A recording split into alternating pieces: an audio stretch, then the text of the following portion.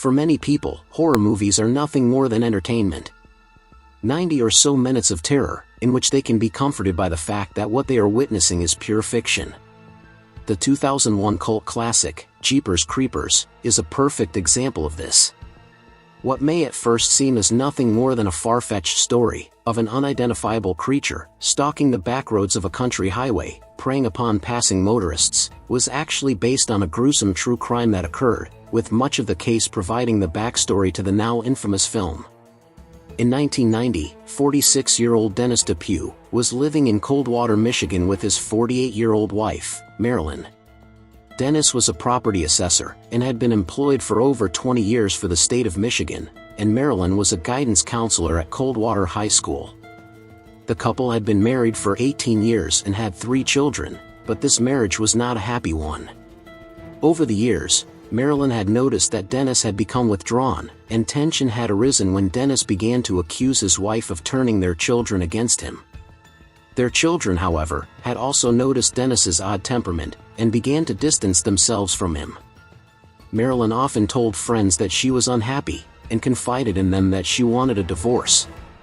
It was something she had been thinking of for a long time, and in 1989, she finally filed for one. She told her attorney that Dennis was trying to ruin her life and would not let her make decisions on her own. He was a very controlling man and could not accept the breakdown of his marriage. He didn't want to let Marilyn go, especially after being married for nearly 2 decades. He tried to keep the marriage intact, however, the divorce was finalized in December that same year. Dennis was granted bi-weekly visitation rights, but their children were often reluctant to spend time with him. He was also given access to the guest house, which he used as an office, but it was believed he used that as an excuse to maintain control over his family. Marilyn later changed the locks on the doors, but Dennis still managed to find a way to enter the home. On one occasion, Marilyn had arrived home from work to find Dennis sitting on the couch. On Easter Sunday, April 15, 1990, Dennis arrived at the home to pick up 2 of their children. Their younger daughter, Julie, had already refused to go with him. When he went inside, their son, Scott, was also reluctant to go. When Marilyn tried to talk to Dennis, he became angry and began to yell at her. He then grabbed her and pushed her down the stairs. At the bottom, he continued to beat her, even after their children pleaded with him to stop.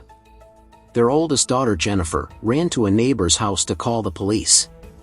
Dennis then carried a seriously injured Marilyn to his car outside. He told their children that he was taking her to the hospital, but they never arrived there. An immediate and widespread search began for them.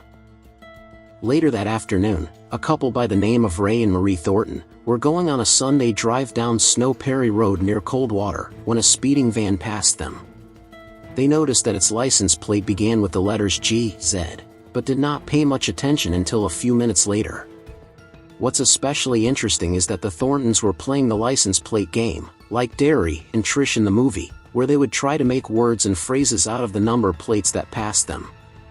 As the green 1984 Chevrolet truck passed them at high speed, Marie won that round of the game. The GZ on the plate made her exclaim, "Geez, he must be in a hurry." The driver disappeared up the road and out of sight. It wasn't until further up the road when they passed an old abandoned schoolhouse. Marie noticed the same truck as the one that had sped past them parked up alongside the building. Only, this time, she noticed the driver carrying a sheet splattered with blood. While dumping his wife's body, Dennis assumed that he was alone, since it was rare for anyone to drive along the isolated Michigan backroads. The pair continued driving to find a phone, and Marie wrote down what she remembered of the license plate. However, their journey was interrupted when they saw the truck coming up quickly behind them. As they looked into the rearview mirror, it was none other than the green Chevrolet truck. The truck rode their bumper for several miles, driving erratically and trying to run them off the road. Finally, Ray turned off the highway. They noticed the van pulled off to the side of the road. Marie hadn't quite caught all of the license plate, so they turned around to have another look.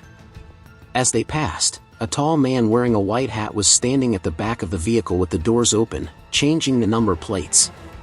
He'd also left the passenger door ajar, and the interior was visibly covered in a large amount of blood. They also noticed blood on the passenger side door. They decided to return to the school, where they found a bloodied sheet in an animal hole. The animal hole he tried to push the sheet down wasn't large enough, and when Ray and Marie went back to see what Dennis had been up to, they found it sticking out of the ground. When police and forensics arrived on the scene, the Michigan State Police and the Sheriff's Office had already begun their manhunt for Dennis, following the call from Jennifer. The area was taped off. Nearby, forensics found tire tracks and a pool of blood. The tracks would later be linked to Dennis's truck, and the blood was matched to Marilyn. The next day, Marilyn's body was discovered in the brush next to a quiet road, halfway between the Depue home and the schoolhouse. She'd been shot in the back of the head by her husband. In the days following his wife's murder, Dennis went on the run, and sent several bizarre letters to family and friends. He posted 17 letters in total, with various postmarks from across East American states, including Virginia, Iowa, and Oklahoma. They were full of long rants, where he tried to justify killing Marilyn. In one of the letters he stated, "Marilyn had many opportunities to treat me fairly during this divorce, and she chose to string it out, trick me, lie to me, and when you lose your wife, children and home, there's not much left. I was too old to start over." 3 months after Marilyn's murder, Dennis sent another letter. This time it was 13 pages in length, and quoted verses from the Bible, and contained more rambles. This was the last of what was heard of Dennis Depue. This case aired on an episode of Unsolved Mysteries on March 20th, 1991. At 8:30 p.m. on the night of the broadcast, 1 year after the murder, a woman named Mary arrived at her home in Dallas, Texas. She noted her boyfriend's van sitting in the driveway, unusual, because he usually kept it inside the garage. When she went inside, her boyfriend, Hank Queen, told her that he had to leave soon because his mother was sick. Hank kept an interested eye on the Unsolved Mysteries episode playing on the TV.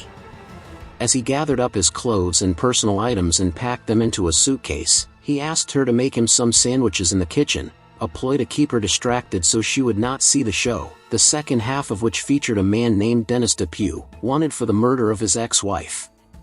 Hank left a few minutes later in his van. As he waved goodbye, the woman had a suspicious feeling that she would never see him again. Mary's friend was the one to call into the hotline, reporting her friend's boyfriend as Dennis Depue. She gave the operator his license plate number. This number turned out to be the false license plate that law enforcement already had for Dennis Depue. Mary and her friend were able to provide information as to where they thought Dennis may be headed. It took Dennis 4 frantic hours to drive into Louisiana, then across the Mississippi state border. Louisiana state troopers had spotted his van, and he led them on a 15-mile, high-speed chase, refusing to be pulled over after he broke through 2 police barriers. Warren County Sheriff Paul Barrett told his team to shoot out the truck's tires if they couldn't stop Dennis, and they succeeded, hitting both back wheels. Dennis managed to drive on the rims for half a mile before the car eventually gave up and stopped just before 4 a.m.